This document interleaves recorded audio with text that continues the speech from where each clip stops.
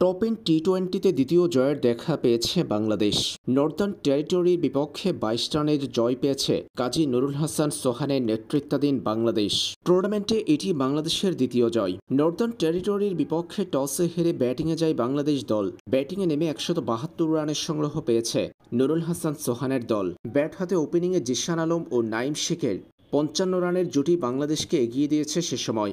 এরপর আফিফের ৪১, কাজী নুরুল হাসান সোহানের ২৩ বলে ৩৫, ইয়াসির আলীর ১৩ বলে ২২ রানে ভর করে ১৭২ রানের সংগ্রহ পেয়েছে টাইগাররা। জবাবে এই রান তাড়া করতে নামা নর্দার্ন টেরিটরিকে ১৫০ রানে থামিয়েছে বাংলাদেশ।